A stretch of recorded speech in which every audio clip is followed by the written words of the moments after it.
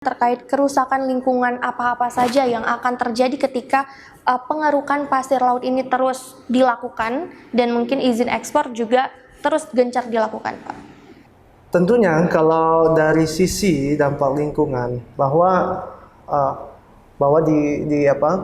di pasir itu adalah tempat berkembangnya biota laut, itu yang akan hancur dan rusak.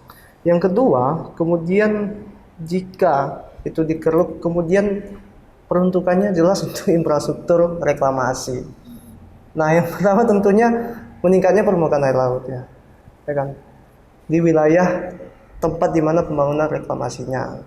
Nah, kemudian juga dari pengerukan pasir laut tersebut itu berpotensi dan jelas-jelas akan terjadi abrasi. Yang kemudian juga gini, terganggunya zona wilayah tangkap nelayan, artinya dari aktivitas penambangan tersebut, zona tangkapnya tentunya akan semakin mengecil dan wilayah pergerakan biota lautnya juga ya Pak, ikan dan lain sebagainya itu semakin sempit ruang hidup atau pencarian nelayan, apalagi nelayan tradisional gitu. Kalau misalnya kita berbicara tentang sedimentasi sendiri itu berarti berdampak positif bagi nelayan gitu, begitu ya Pak? Ya, kalau kita lihat di Pelabuhan Belawan misalnya, harus ada pengurukan dalam kurun waktu tertentu, mengingat itu adalah alur pelayaran. Nah, kemudian tempat pendaratan ikan juga misalnya tempat pangkalan kapal-kapal perikanan, yaitu harus dikeruk setiap lumpur-lumpur yang setiap tahun itu bertambah semakin tinggi.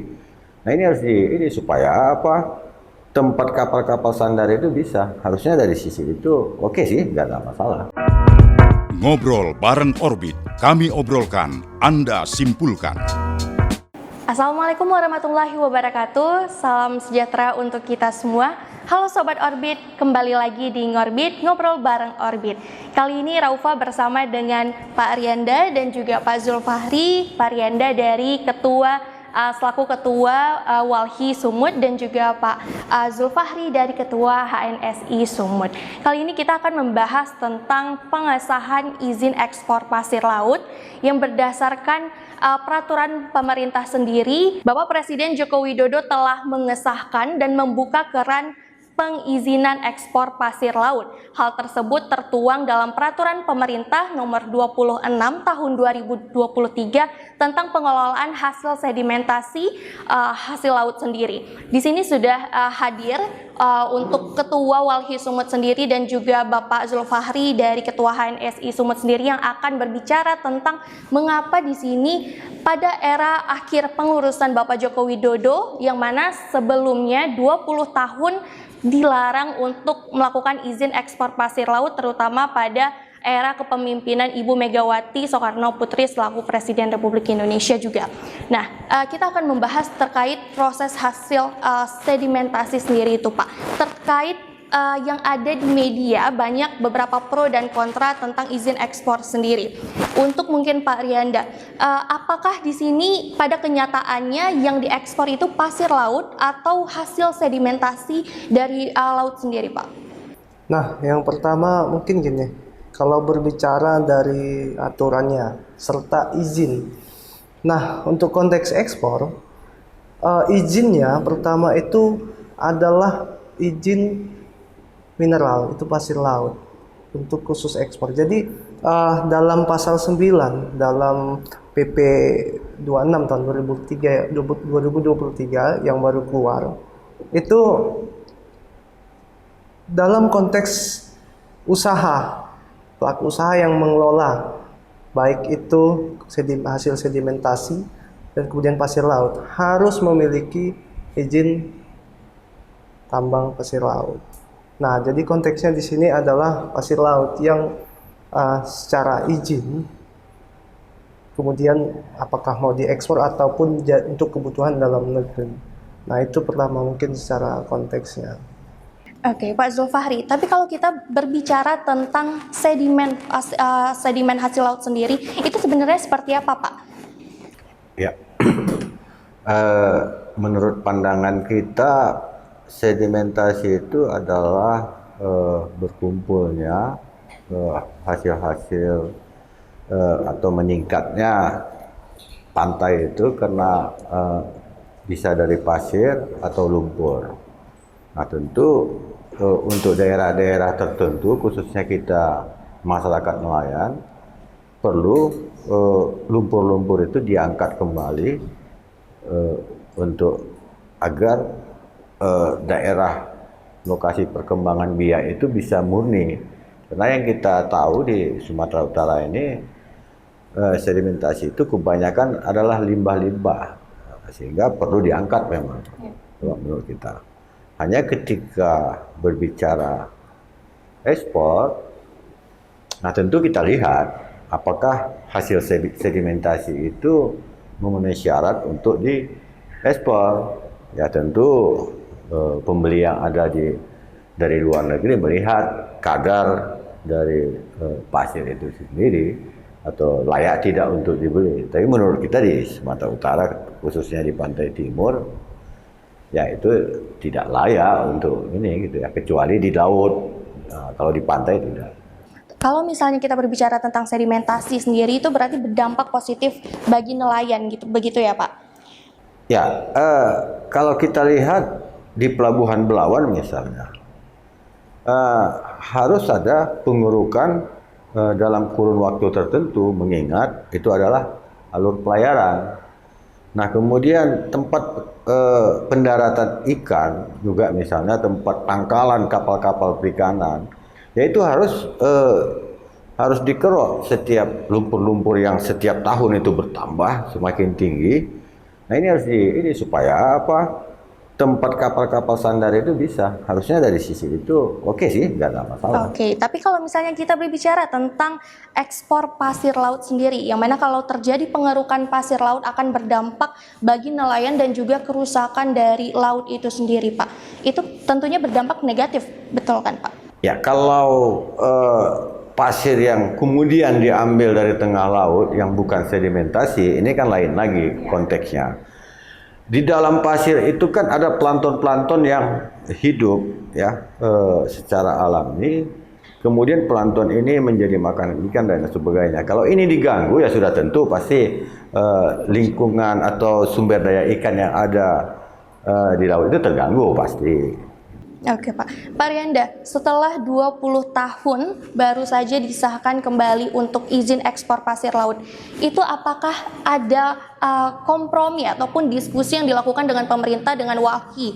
Mengingat Walhi sendiri kan juga peduli akan lingkungan dan mungkin pemerintah membutuhkan saran dari Walhi sendiri, Pak. Pernah ada diskusi seperti itu, Pak? Nah, sejak disahkannya PP 26 tahun 2023, kita itu secara nasional tuh seluruh provinsi yang walhi-walhi provinsi di 28 provinsi di Indonesia itu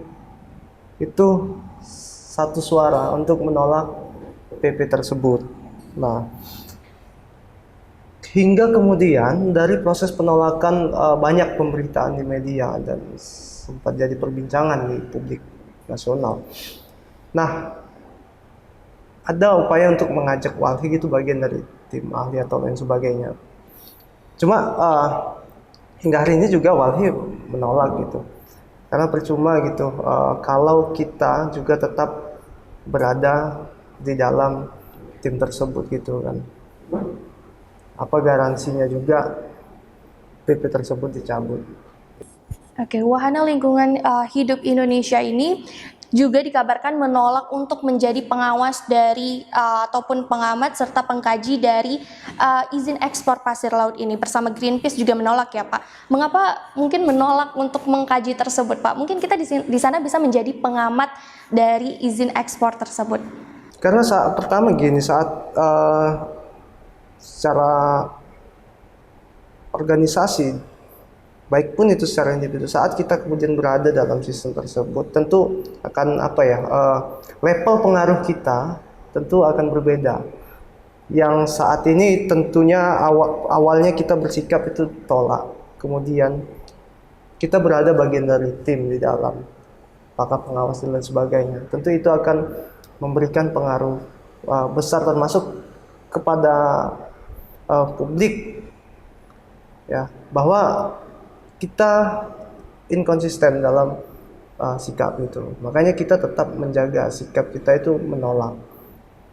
Apapun caranya kita menolak dengan berbagai metode, baik itu pernyataan sikap maupun gerakan-gerakan yang dibangun oleh Wahana Lingkungan Hidup Indonesia.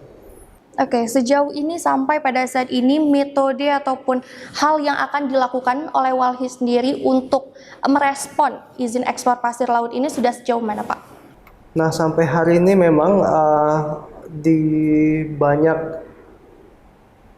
daerah di pengurus Walhi itu sedang mempersiapkan juga untuk bagaimana, yang pertama gini, bagaimana informasi terkait dampak berlakunya peraturan ini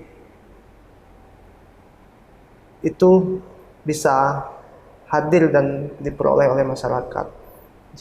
Nah, itu yang pertama, bagaimana memperluas dukungan publik, masyarakat, termasuk basis yang terdapat langsung adalah nelayan. Gitu. Agar ayo kita sama-sama tolak ini tidak baik untuk lingkungan, pesisir, dan mata pencarian nelayan. Gitu. Itu dalam konteksnya. Selain memang dalam konteks pernyataan sikap, rilis pers dan lain sebagainya. Dan kalau saya melihat teman-teman yang di daerah-daerah lain, ya, saya katakan provinsi-provinsi lain yang beberapa wilayah provinsi kepulauan itu adalah lokasi wilayah eksploitasi tambang pasir laut yang terdampak langsung. Mereka sudah juga turun menggerak sama-sama bersama nelayan bergerak untuk menolak kampanye, dan termasuk kepada stakeholder untuk mendukung agar pemerintah pusat itu mencabut. Berdasarkan data dan perkiraan, ada berapa, Pak, jumlah pulau-pulau kecil yang mungkin akan berpotensi untuk tenggelam? Atau mungkin sudah ada, Pak, beberapa pulau kecil tersebut? Nah, kalau ini tadi saya bawa catatan dari, tentunya kalau dari potensi pulau kecil yang akan berpotensi terdampak, ya. Ini 115 pulau, di mana itu ada 83 pulau kecil yang ada terluar. 115 pulau kecil. Dan dari 115 itu 83-nya itu adalah berpotensi untuk tenggelam. Di tengah sekarang juga kan kalau kita bilang darurat iklim, artinya bahwa suhu yang sekarang meningkat, kemudian kenaikan suhu permukaan laut juga yang semakin tinggi. Di banyak negara kepulauan itu sudah banyak pulau tenggelam, dan ancaman ini jelas ke Indonesia. Yang pertama itu adalah pulau-pulau kecil terluar di Indonesia. Itu. Oke, Pak Zulfahri, kita melihat dari Sumatera Utara sendiri, Pak. Apakah sudah atau akan terjadi pengerukan pasir laut tersebut, Pak? Ya, ada pengerukan pasir laut yang kita tahu sekitar tahun lebih kurang 2013, ya, waktu reklamasi yang dilakukan Perindo Belawan dan Perhubungan Belawan. Nah, ini pasirnya juga dari laut. Nah, kemudian pada saat itu juga banyak protes dari kelompok-kelompok masyarakat nelayan, yang kemudian ya akhirnya ada beberapa kali pertemuan, sehingga memang yang 750 meter itu tetap direklamasi yang ada di Belawan, karena mengingat pada saat itu kepentingan nasional sangat dibutuhkan, mengingat dermaga pelabuhan Belawan itu tidak mungkin lagi bisa ditambah kecuali dengan reklamasi. Nah, itu juga sempat menjadi polemik yang panjang, ya, akhirnya sudah cukup lama juga baru bisa diselesaikan. Nah, kita tidak mau hal-hal seperti itu terulang. Makanya kita juga melihat ada PP 26 tahun 2003 yang terbit 15 Mei 2023 ini masih hangat ya. PP ini masih hangat dan belum ada sosialisasi juga di Sumatera Utara sih. Belum, baru 2015 kan. Artinya harusnya PP ini kan ya diberikan kesempatan kepada kita-kita yang terkait dengan apakah dari lingkungan hidup, dari kami masyarakat nelayan atau pengguna-pengguna jasa laut lainnya, tentang kemungkinan-kemungkinan yang disebutkan dalam aturan ini. Nah, kita mendengar di Kabupaten Batubara akan ada, di Langkat akan ada, tapi kan ya kita sambil menunggu juga, ya pasti kalau itu merugikan komunitas kita, para nelayan, kita pasti protes itu. Namun kan karena aturannya juga masih baru, sosialisasi juga belum, sementara selain yang di Belawan seperti yang saya sampaikan tadi, belum juga ada dengar-dengar sih isu-isunya akan ada reklamasi yang menggunakan pasir laut. Nah, kita lihat. Nah, tapi ketika itu tadi ceritanya ekspor, ini kan lain lagi, ya. Nah, tadi kan Belawan itu untuk kepentingan nasional gitu loh. Kepentingan negara gitu ya Pak. Ya, artinya tidak ada lagi lahan Belawan itu yang sekitar 4 km itu sudah habis. Kalau sementara pelabuhan Belawan itu harus di kegiatan bongkar muatnya rutin sehingga perlu diperpanjang, tidak ada lagi lokasi. Nah, itulah solusinya gitu. Makanya kemarin ada diskusi panjang yang akhirnya ya sudah kalau untuk kepentingan nasional. Tapi kalau untuk ekspor ya nanti dulu kita lihat lagi aturan mainnya gitu. Berarti belum ada sosialisasi, tapi di sini Pak, nelayan sudah merasa terancam Pak akan adanya pengerukan pasir laut tersebut. Kira-kira Pak, mungkin kita membahas tentang apa sih Pak yang menjadi bagaimana mimpi buruk tersebut terjadi mungkin bagi nelayan? Apa yang mungkin akan menjadi pertimbangan sangat berat ataupun mungkin peralihan profesi pada nelayan sendiri Pak? Ya, tentu kita harus melindungi kepentingan komunitas kita. Kalau kita melihat dalam 2 tahun terakhir, memang hasil laut atau hasil penangkapan ikan ya yang ada di Selat Malaka atau wilayah PP 571 sangat berkurang. Nah, penyebab yang paling utama itu adalah lingkungan. Kenapa lingkungan? Tentu limbah, ya limbah, sehingga perkembangbiayaan ikan atau sumber daya ikan itu tidak sempurna seperti harapan kita. Nah, maka kemudian hasil ikan itu berkurang, tentu pendapatan kami nelayan berkurang. Ini dibuktikan dengan banyaknya kapal-kapal ikan yang tidak beroperasi saat ini, atau harga ikan di pasar itu sudah meningkat tinggi sekali. Nah, harusnya harga ikan mahal, kami senang dong nelayan. Tapi ya sayangnya itu daya beli masyarakat kurang lagi, sehingga ya itu ke itu juga. Ya, tentunya kita berharap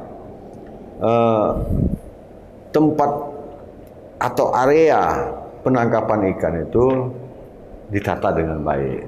Ya tentunya kita berharap perusahaan-perusahaan yang menggunakan sungai tempat pembuangan limbahnya agar ini menjadi perhatian yang lebih serius. Mungkin itu. Oke, mungkin Pak Ariando bisa jelaskan terkait kerusakan lingkungan apa-apa saja yang akan terjadi ketika pengerukan pasir laut ini terus dilakukan dan mungkin izin ekspor juga terus gencar dilakukan, Pak. Nah, yang pertama kita lihat dari konteks kausalitas yang sebab akibat ya. Karena ini tentu, pertama gini, disahkannya PP 26 tahun 2023, tentunya gini, ada beberapa hal itu yang peruntukan ya di pasal 9 tadi.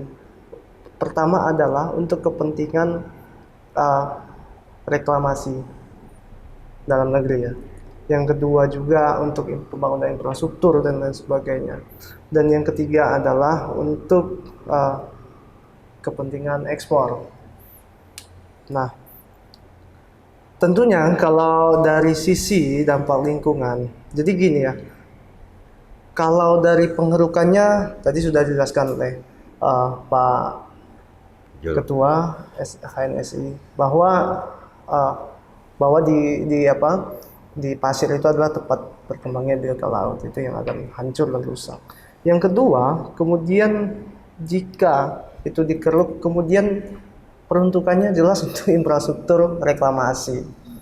Nah, yang pertama tentunya meningkatnya permukaan air laut ya kan, di wilayah tempat di mana pembangunan reklamasinya. Nah, kemudian juga dari pengerukan pasir laut tersebut itu berpotensi dan jelas-jelas akan terjadi abrasi jika dilakukan. Nah, itu yang paling jelas dampaknya.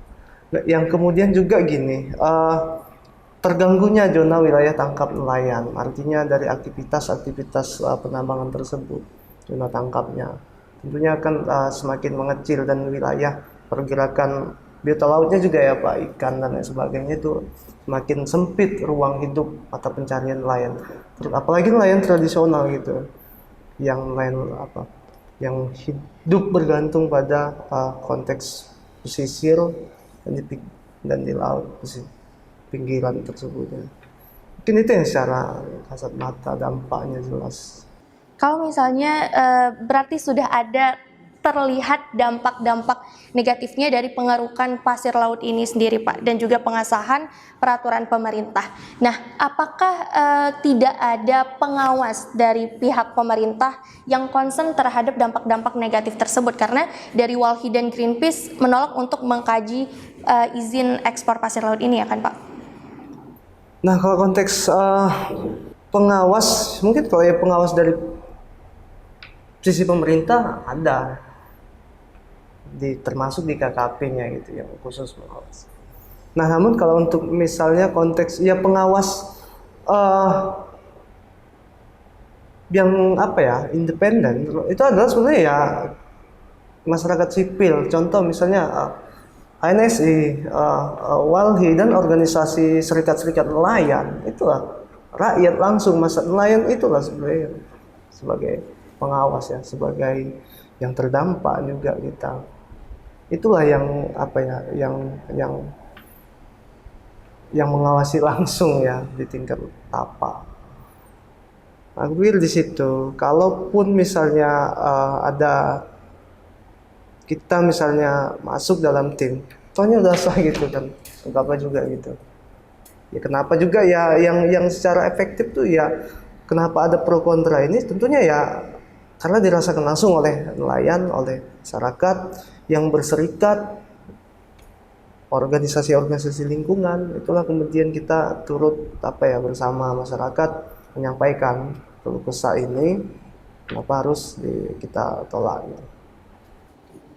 Pak, mungkin sebelum dilakukannya pengerukan pasir laut di Sumatera Utara sendiri Pak, apa mungkin yang akan kita dapat lakukan untuk menanggulangi ataupun untuk membuat nelayan sendiri tetap pada pekerjaannya, tidak kehilangan pekerjaan dan juga tidak mengganggu biota laut sendiri Pak? Mungkin dari HNSI, apa yang akan dilakukan saat ini Pak? Ya, ada beberapa kategori terkait dengan pengurukan pasir ya. Malah ada daerah-daerah tertentu malah kita minta usulkan untuk dikorek ya. Misalnya di Asahan itu mau masuk ke Tanjung Balai itu melalui Sungai Asahan, itu perlu dikorek. Kenapa? Karena itu sudah banyak pasir yang ini, sehingga untuk lalu lintasnya sudah sulit. Nah, yang seperti ini kita malah minta untuk itu diangkat pasirnya, supaya karena itu bukan untuk menangkap di situ, itu untuk keluar masuknya dari Tanjung Balai ke laut melalui Sungai Asahan. Nah, kalau itu tidak bisa dilewati, tentu alur transportasinya terganggu. Itu satu misalnya. Kemudian yang kedua, Muara Belawan. Menurut kami itu perlu. Kenapa? Itu salah satu mencegah banjir Kota Medan. Kenapa? Berapa puluh tahun bahkan ratusan tahun pasir-pasir yang ada dari Medan ini yang dibawa alur sungai ya di muara itu numpuknya gitu. Nah, persoalannya ini kemudian kemana? Nantinya itu sudah Ya berpuluh. Saya tahu nggak tahu ya, tapi yang setahu saya udah puluhan tahun tidak pernah dikeruk itu apa namanya hasil sedimentasinya. Nah, yang daerah-daerah seperti ini menurut kami perlu kalau untuk kegunaannya misalnya kemudian apakah nanti Kota Medan sehingga mengurangi tingkat banjir sehingga ada resapan airnya dan sebagainya, ini perlu. Tapi ketika di laut yang tidak ada persoalan yang ini kemudian itu diambil untuk kepentingan bisnis atau pihak-pihak tertentu, ini tentu lain lagi dong. Kita pasti lihat itu, kalau memang itu merugikan ya kita tentu protes. Makanya kita masih melihat dulu apa sih kegunaannya dilakukan pengerokan gitu loh. Gitu. Jadi berarti kita pilih Tentu. dulu ya Pak. Kalau misalnya memang mengganggu biota laut ketika di tengah laut, itu pasti kita ingin rasanya wah bagaimana ini pengesahannya gitu ya, berdampak negatif. Tapi kalau misalnya untuk jalur tadi, misalnya sedimentasi itu adalah lumpur hasil limbah yang bahkan itu tidak bisa berkembang biak biota lautnya. Nah, ini tentu perlu diangkat. ya. Supaya apa? Biar itu bersih ya. Mungkin ada lumpur ini sifatnya yang bercampur dengan pasir dan lain-lain gitu. Ya tadi kalau yang di tempat yang tidak ada masalah, yang ini terus tiba-tiba kemudian diambil pasirnya dan di ekspor. Wah, ini kan ada pertanyaan lagi. Kenapa? Sementara seperti Mbak bilang tadi tiba-tiba kemudian di akhir pimpinan Jokowi katanya, kami sebenarnya sih tidak melihat itu, hanya aturan terkait laut ini kan mulai memposisikan banyak ke Kementerian Kelautan sesuai dengan beberapa peraturan-peraturan sebelumnya, misalnya kemudian tentang Undang-Undang 23 2014 mulai diatur bahwa laut itu kabupaten kota tidak ada lagi kewenangannya, 1 sampai 12 mil di provinsi, 12 ke atas itu KKP. Kemudian sedimentasi diatur oleh KKP. Ini kan mulai perizinan itu bergerak ke kewenangan di KKP. Nah, sehingga ini kan perlu disosialisasi dong daripada kita supaya yang dulu kita nggak tahu bahwasanya ada seperti sekarang udah seperti ini. Kita harus lihat dulu, kita kaji misalnya apa sih urgensinya, kemudian apa sih efek-efeknya terhadap komunitas kita gitu. Mungkin kami pasti yang kami utamakan adalah komunitas kami nelayan. Tentu juga walaupun ada walhi ya, kita lingkungan hidup juga pasti harus kita jaga. Kenapa? Lingkungan hidup juga adalah menjadi keberlangsungan hidup nelayan kami kemudian gitu. Mungkin sampai ke anak cucu dan lain sebagainya. Mungkin itu. Oke, Pak Zulfari, terakhir mungkin agar masyarakat sendiri juga concern terhadap HNSI sendiri, apa yang ingin mungkin Bapak sampaikan tentang izin ekspor ini, Pak? Ya tentu kok izin ekspor kita masih jujur sampai saat ini kita belum bisa menerima ya untuk di Sumut ini. Oke, berarti belum adanya sosialisasi dan kita juga belum bisa langsung menerima. Melihat urgensinya kita masih menganggap belum saatnya pasir Sumut diekspor gitu. Belum ya, belum Pak. Ya. Oke, mungkin Pak Rianda terakhir Pak, apa yang ingin disampaikan dari Walhi sendiri tentang terkait izin ekspor ini, Pak? Nah, tentunya untuk terkait apa ya, nggak hanya konteks ekspornya, karena sebetulnya gini, bicara urgensi juga kan, apa sih baseline, landasan kenapa ini kok udah disahkan oleh pemerintah tiba-tiba. Nah, tentunya gini, dari yang kita lihat memang PP 26 tahun 2023 tentunya kenapa ini kita cabut gitu? Kita dorong untuk ya pemerintah harus cabut. Kenapa? Yang pertama memang satu yang paling banyak dibicarakan di publik itu konteksnya ekspor pasir lautnya. Karena memang juga permintaan yang sedang tinggi ya dari negara-negara. Contoh misalnya negara tetangga sebelah gitu. Dan dari sisi harga yang ini potensi cuan gitu, pendapatan negara bukan pajak. Nah, namun juga perlu juga gini, setelah kita cek-cek dan kaji juga, hanya ini kepentingannya justru gini bertentangan dengan kepentingan nelayan, kepentingan ekosistem wilayah laut. Nah, kenapa? Karena ini kepentingannya sifatnya masih konteks ekonomi, infrastruktur, reklamasi, bisnis yang dalam negeri untuk kebutuhan itu ini disahkan itu. Tidak ada yang kita lihat itu kepentingan lain, kepentingan yang sifatnya kerakyatan. Nah, makanya sebenarnya kalau untuk yang seruan bersama kita di Walhi secara nasional itu yang ada 6. Yang pertama itu konteksnya cabut PP 26 tentang pengelolaan hasil sedimentasi laut. Karena ini yang pertama merusak ekosistem pesisir laut itu sendiri. Nah, kemudian nggak hanya ekosistem ya, termasuk pulau-pulau kecil yang terdampak ya, yang terancam akan tenggelam ya di tengah naiknya air laut. Yang kedua itu pemerintah ini harus lakukan moratorium terhadap seluruh izin reklamasi di wilayah pantai ataupun proyek-proyek wilayah reklamasi yang sekarang ini gencar. Salah satunya juga gini ya, di Sumatera Utara ini ada satu areal reklamasi yang memulai nih pelaksanaannya itu di Kuala Tanjung. Ada salah satu perusahaan multinasional grup yang sedang melakukan reklamasi di Kuala Tanjung Batubara. Nah, yang ketiga itu mengevaluasi dan menghentikan beban industri di pesisir laut. Nah, terus kemudian ya juga pemerintah gini harus punya rencana ya. Bagaimana pemerintah juga harus menyusun rencana mitigasi penyelamatan desa-desa di pesisir dan pulau-pulau kecil. Contoh itu banyak, mungkin kalau konteks dampak rob, kemudian konteks kerusakan mangrove di desa-desa pesisir itu juga makin banyak.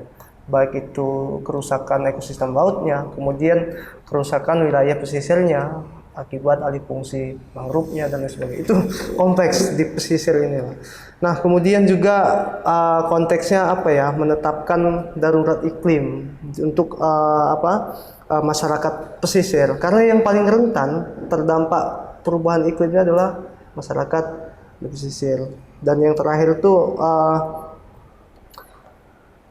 perlu ya harus menetapkan aturan perlindungan pesisir dan pulau-pulau kecil ini itu sebagai kawasan ekosistem esensial yang perlu dilindungi gitu, wilayah-wilayah konservasi ekosistem di pesisir. Contoh misalnya kalau di sini itu di beberapa wilayah pantai barat itu juga seperti Kepulauan Nias itu juga perlu untuk didorong bagaimana menjadi kawasan ekosistem esensial di wilayah pesisir. Karena dengan wilayah biota lautnya yang sangat kaya ya. Oke, mungkin itu saja dari tanggapan dari Pak Rianda dan juga Pak Zulfahri terkait izin ekspor pasir laut ini. Nah, mungkin berdasarkan PP nomor 26 tahun 2023 pada pasal nomor 9 huruf D sendiri dikatakan bahwa izin ekspor pasir laut ini diperbolehkan sepanjang untuk kebutuhan negara dan juga sesuai dengan ketentuan perundang-undangan.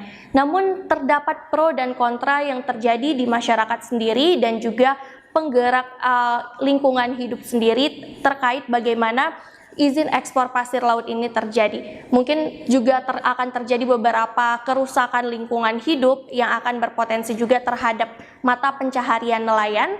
Dan di sini juga telah kita kupas terkait bagaimana sosialisasi tersebut belum sampai saat ini merata dilakukan pada HNSI sendiri ya Pak terutama. Nah, itu saja mungkin yang kita akan bahas, kita telah bahas pada diskusi ataupun podcast kali ini. Saya Rafa Rahma pamit undur diri. Ngobrol bareng Orbit, kami obrolkan, Anda simpulkan.